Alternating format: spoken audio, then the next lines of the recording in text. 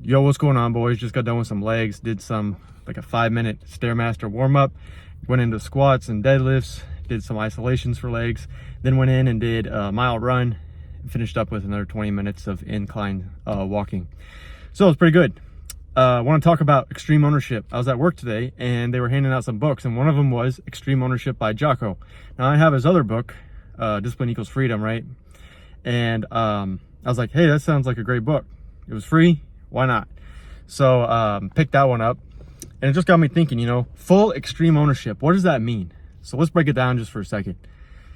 Example, let's say you went in and you said, you know what, out of high school, I'm gonna go just anytime, I'm just gonna go live somewhere in the middle of nowhere. I don't know anybody, no friends, no family, nothing. It's up to you to determine who it is you're gonna be, what you're gonna do, how you're gonna make a living, all that stuff. It's totally up to you. It's not up to your family, your friends, or anybody else. You can't come back and say, hey, this is my parents' fault. Hey, this is my friend's fault for getting me in this position. Okay, you put yourself there. As men, we have to 100% take charge of our actions. Okay, we're not women and we don't get to play the victim cards on everything. We have to go in 100% and say, this is my fault. I moved out here, it didn't work out, it's my fault. Okay? You didn't get to where you wanted to be, it's nobody else's to blame except yourself. And yeah, sure, there's like all kinds of circumstances and traumas you may have gone through, and everybody has something like that. So it's up to you to decide how you're going to handle that. Get therapy or whatever, get through it, get through the mental blockade, and then move forward.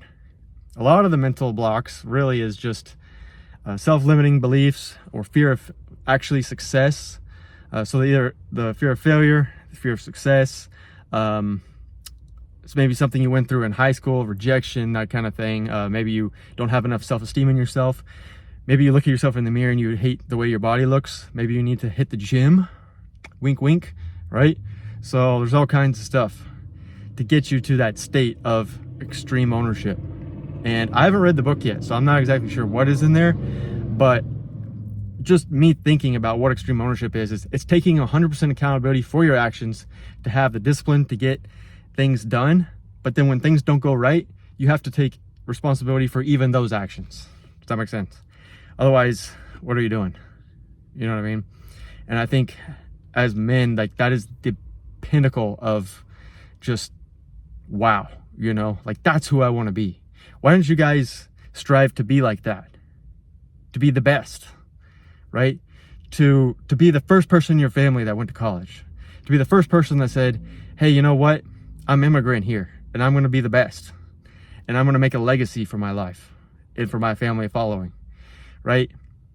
We get caught up in this, I think, this media social world of, everybody is just kind of watching life go by or whatnot, instead of actually living their life. So I encourage you to push forward and to get those limiting beliefs out of your way, take extreme responsibility for everything that you do, and then move forward. You didn't eat the right foods today, you wanted to eat a candy bar, okay, that's cool, bro.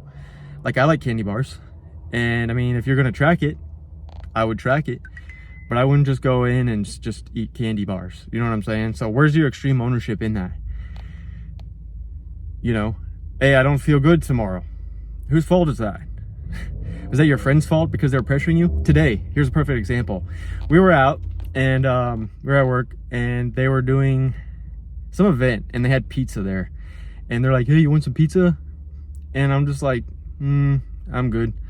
And I don't want to be a Debbie Downer, because sometimes I bring donuts and stuff, and maybe I'll like indulge in it a little bit, but like, even for the donuts, I'll just eat the top of it where the frosting is and throw the rest away. It's just unnecessary carbs. It makes me feel like trash. I don't like it. But most of the time I'm going to turn those things down, because that's just not part of what my plan is. And if I continue to do that, like, I already had planned that tonight I'm gonna go and have dinner out, and so I didn't have any more calories in my room to deal with that. And so that's another example of taking extreme ownership. If I were to have a pizza, a slice, right, I would have been like, well, I took that slice of pizza. If I feel like trash and I'm fatter and it starts to mess with my mental mindset, that's my own fault.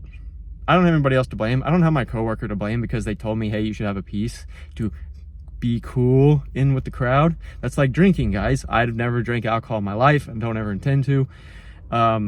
It's like that peer pressure of, hey, you gotta drink to be cool. No, you don't. Okay, it's not cool to bring about the worst in somebody. I don't get it. You know what I mean? So that's just my kind of thinking. Oh, I didn't wake up on time for work. I'm late. Extreme responsibility. That's your fault. It's not, hey, well, my buddy was talking to me last night, and so it's actually his fault. Don't direct blame to anybody else but yourself. And I think that's the biggest key, is once we can learn to do that and direct blame to ourselves, even if it isn't our fault, just get in the habit of that, then all of a sudden, you know, it's like, why didn't this work out? Yeah, it's my fault. And then, not that people are going to start blaming you as like a default, but you just start taking that ownership, and it's like, hey, it's my fault, and I'm going to fix it next time. It's going to be better. And if you don't, okay. But I think as even like a military leader, you know, you let your troops down, what are you going to do? Is it your troops' fault or is it your fault? Okay, who's the leader here? Everybody talks about leadership, right? In corporate worlds, oh, you want a leadership. I want a leadership role, business administration. Okay, well, what is a leader? Half the time, everybody's being thrown into leadership positions and they don't even have the qualifications to be a leader just because they've been there long enough. You know what I mean? So leadership is leading from the front, being willing to be in the dirt with the boys. Okay? I'm here with you guys in the dirt, in the trenches. I'm going through all this stuff just as much. I'm just sharing my experience here, real life. If you were to talk to me in person like right now, this is probably how I would exactly talk to you. Okay, this isn't a front like, what's going on, guys? Welcome back to another video. My name is this. You know what I'm saying? Yeah. It's like, you know, and I felt like I did that like years ago when I first was like making videos, and it just was inauthentic. And you know, when I see people doing it, and it's like, you can't relate. And so that's why these videos are in the car. That's why I'm sweating. I look horrible. I don't really care. I'm just making the video because I want to. Okay, this is my own therapy maybe. Looks like I'm crying, but I'm not. I'm just sweating like crazy. It's a fact so much so that I literally got a towel for my seat now because it's just like dripping down constantly. And then once I leave here, the AC like blows it all away, but yeah. So yeah, extreme ownership, okay? Think of something in your life that you can start taking ownership of right now. Okay, maybe you want to go back to school. Maybe you want to start losing some weight, get back in the gym. Whose fault is that? It's my fault that I'm here tonight, that I was here doing legs. That's my fault. My parents weren't telling me to do that, you know. And here's the other thing. If some people are going to be like negative towards you and not be supportive and want to encourage you, who cares? You got to do it for you. Already make up in your mind that, hey, I'm going to do this because of these reasons. And then you've built everything on a very firm foundation. When I first started working out, it wasn't because, oh, some people said it was cool or whatever. I wanted to do it because I wanted to look better. I wanted to feel better. And I was tired of just running all the time. And so I'm like, let's try this weight thing out. I kind of dinked around a little bit in college with it, but towards the end of college, when I actually had a lot more time, that's when I really got serious with it. Started watching videos. Hey, I need to bulk up a little bit.